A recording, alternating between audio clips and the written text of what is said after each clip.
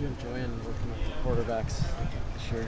Quarterbacks are great. You got a group of 6 guys in there that are all conscientious kids that want to do the right thing. You only have to tell them something once and they do it. So it's a refreshing group to be around.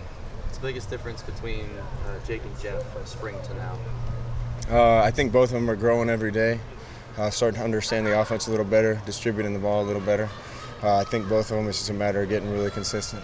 How about you personally getting to work with quarterbacks, given that's your background, obviously, moving from the role of wide receiver to now working with the quarterbacks? What kind of wisdom, I guess, so to speak, are you able to impart on them in your playing days? Well, I try to share things with them about things on and off the field and being able to handle every situation.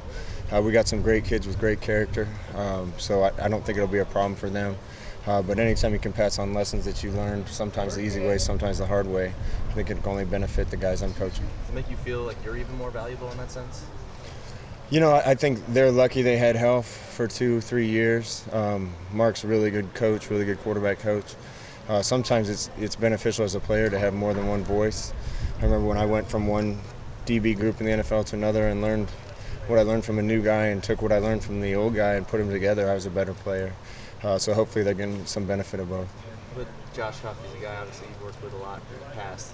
From where he is as a freshman to now, what's the biggest difference? Well, Josh has matured a lot. When he came here, he was really talented, but I think emotionally he was a little bit up and down. He's had some bad luck with some injuries. He's grown up. He's one of our team leaders now. He's one of the toughest kids on the team. If we can keep him healthy, he'll have a big year. Another one that you worked with last year as a receivers coach, Braylon Addison. What do you see in him?